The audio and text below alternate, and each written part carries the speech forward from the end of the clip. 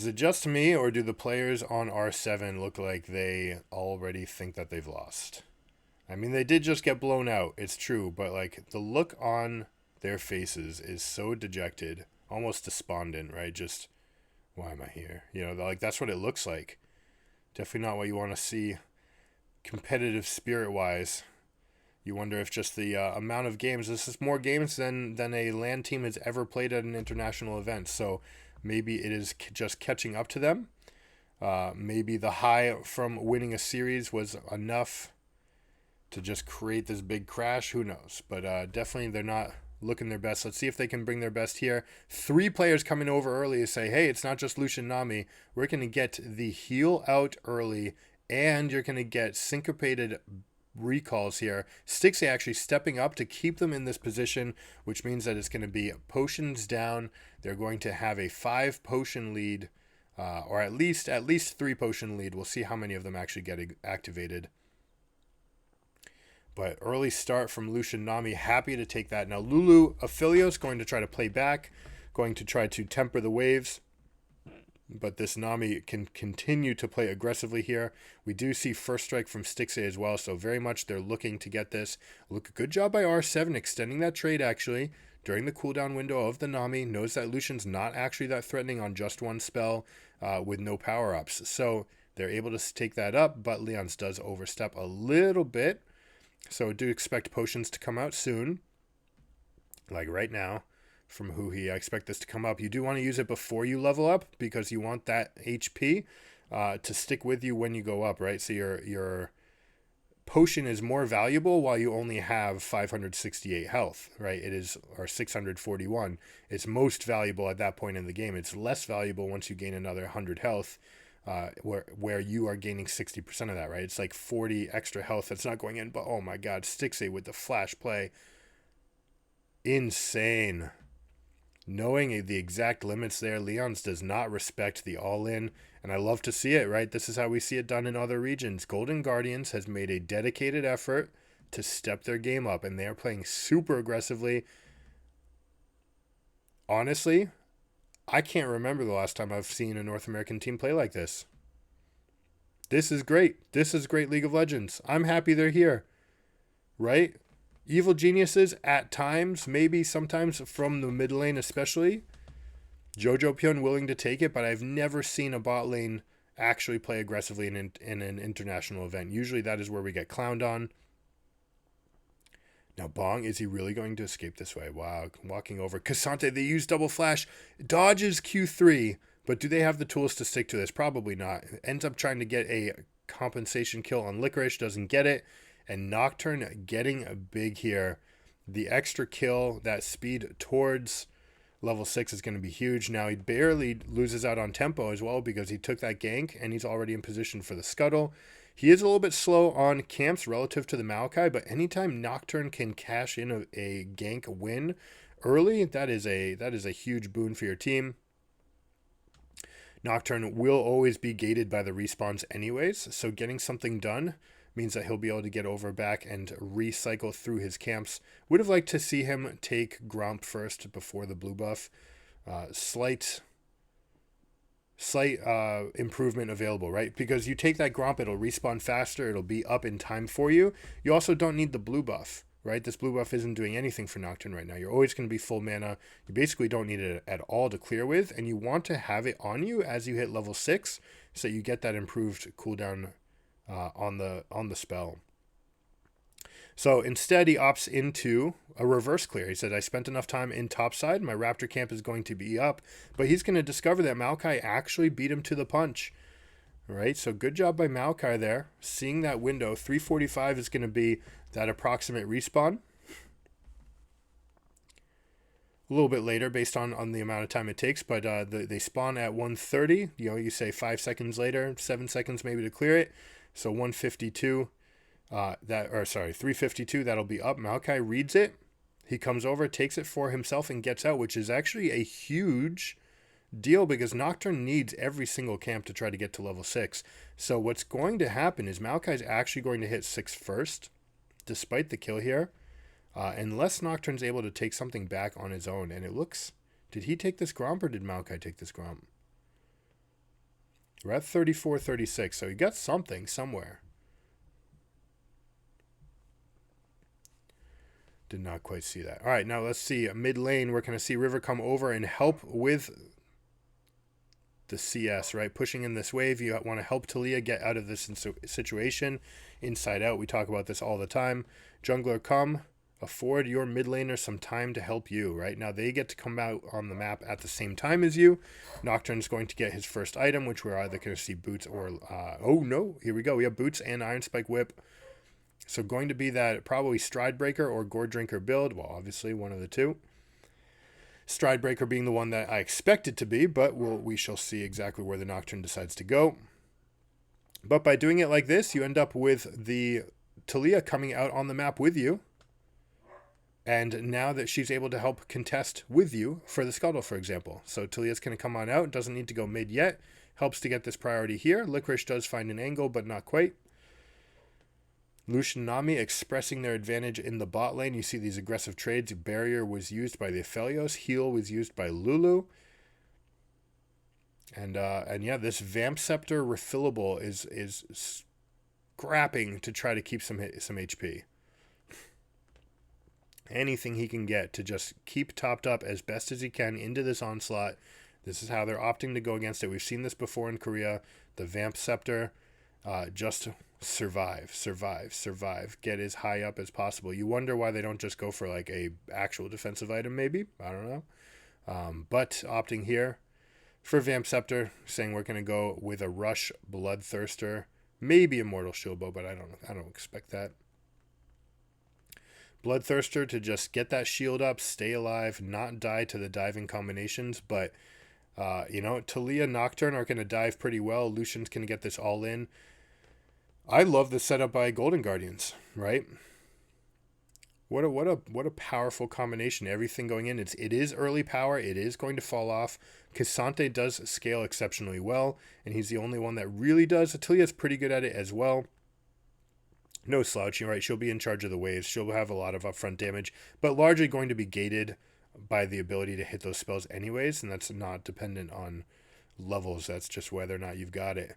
Now, let's see. We've got the in by Audi. He flashes in, gets the knock up, and they get Stixay, so they get one kill for themselves. Good proactive play. I like that play, right? Ulting from over the wall and then flashing to get the movement speed from the Nimbus Cloak, who he is not able to keep him alive. And this means that Lucian is shopping without Gale Force. Imagine if he was able to stay another 45 seconds and get that Gale Force for himself. Instead, this wave goes all the way in.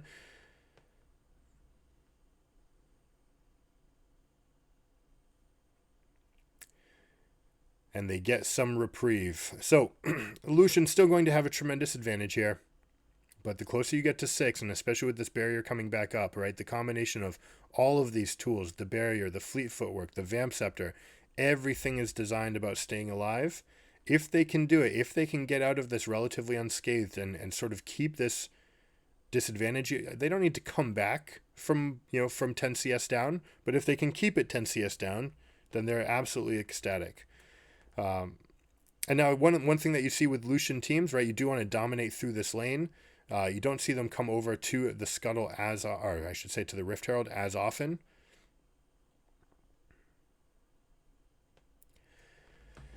But that is a point of strength that they could use. They could say, hey, we've got Lucian. We can really put him anywhere right now. He's the strongest guy on the map.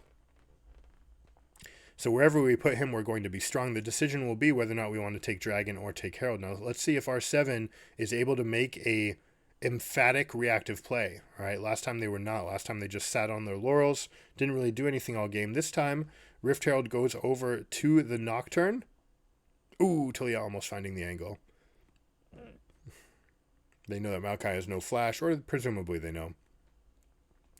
And if they had caught him on the wrong side of the wall there, they would have been able to use Nocturne ult and just get that pick, which would have resulted in a free Dragon. Dragon's still relatively free. Nocturne just being on this side of the map should be good enough. They may decide to wait the minute for the Scuttle vision to go away. Now, also, importantly, look at this negative wave state. You can hold this freeze here, only getting chip damage when you want it, when you see it. Nocturne's going to hold himself into position, but actually reveals himself. Now, I don't really like this because you are Nocturne. Looks like Nami's saying go. Nami's saying go. How long are they going to bait this? Are they really baiting this long? Oh my goodness. They know about the ward. There's nothing to be had here. They're trying to set this super trap, but realistically, they just got chunked for nothing. River's got to press the go button there. Wanted to wait till it was a guarantee, but honestly, Stixxay would have been able to clean it up with his kit. Would have liked to see River pull the trigger there.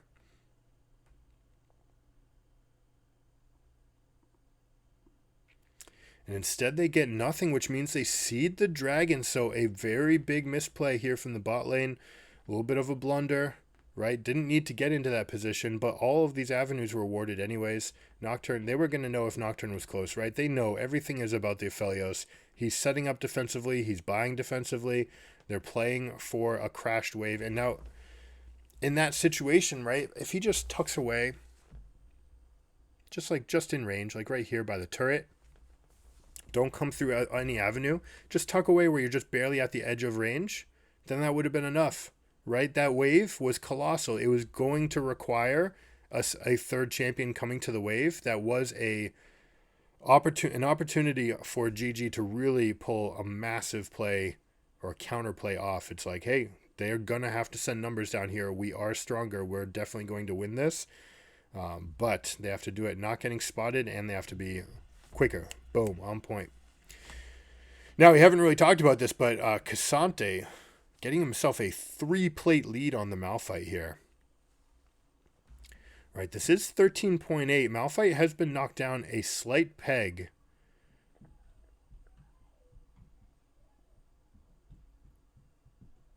But is it going to be enough? Cassante has the Jack Show completed already with the 3 plates in tow. So absolutely going to be ecstatic about taking these extended fights with the Malphite, because every time that you're in a fight for 8 seconds, you're just absolutely going to win that one. And they're going grasp for grasp. And it really looks like Malphite's just willing to fight for the lane. They're in each other's face, left, right, and center. Rift Herald invested in the bot wave. Nocturne still has not been able to turn out the lights proactively.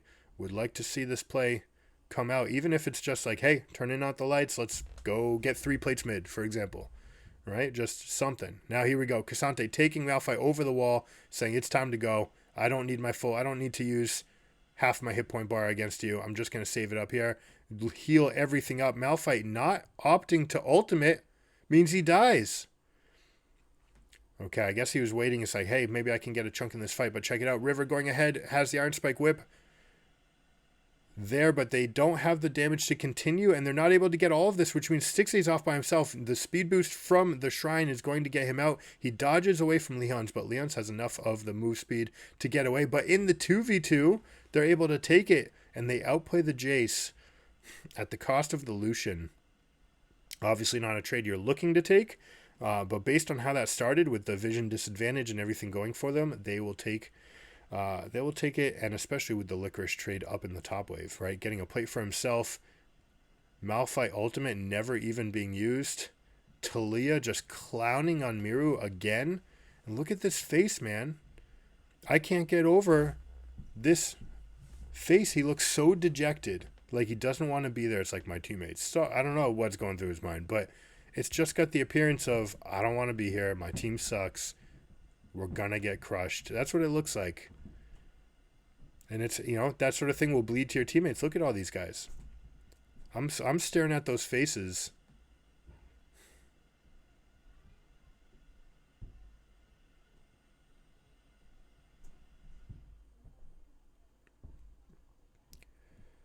They wanted a superhero clip. Unfortunately, that wasn't the best production.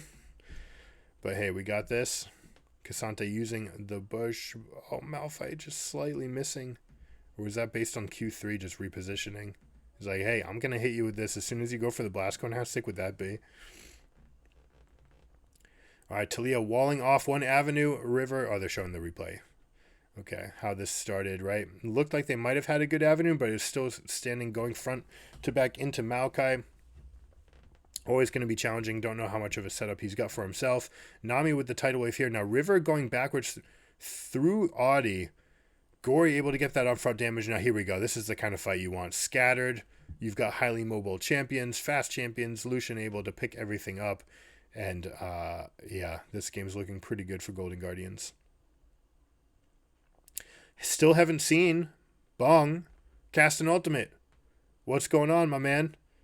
Right? You're not supposed to stick around in this lane. You're supposed to go up. You're supposed to press W on the backline minions. You cast E. You clear everything. That's it. That's the wave. Get the wave dead. Go roam to your team. He's not doing it.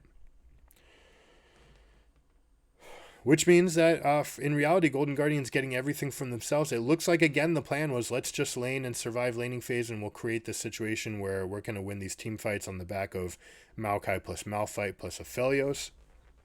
But the proactive plays are always going to be there. Not to mention how good Nocturne is against champions like Maokai, Malphite. As soon as one of them ults, you just turn out the lights and say, hey, we're going to win it from here on out. Now check this out. Is this going to be an Anathemas? Sunfire? What? No, not Sunfire. What's going on from the Nocturne?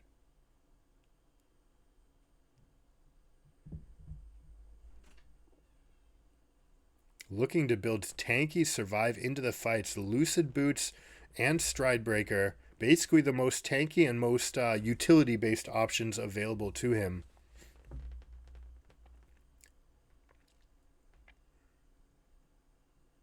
We'll be curious what he decides to turn this giant spell into, right? Is it going to be something like Warmogs and he just bought the cloth armor because he had an extra 300? Is he going to start trying to build into something like Randuin's? What is he going to do with this setup? It looks like he just wants to be the utility for his team. Cassante has such a big lead, right? You can let him be more of a threat than he otherwise normally would have been. And then Talia and Lucian are just, gargantuan, especially Lucian. Looking absolutely enormous. Now here we go. Here's the engage. Extra tanky. You flash out to bring the Maokai away from your team. You pick off the Aphelios, and because you reposition the Maokai, you're able to get him as well. And yeah, that's through everything, right? Only flash not used by Aphelios. He used the barrier. Maokai's ultimate was down. Now, what was this? They think they can fight a Licorice?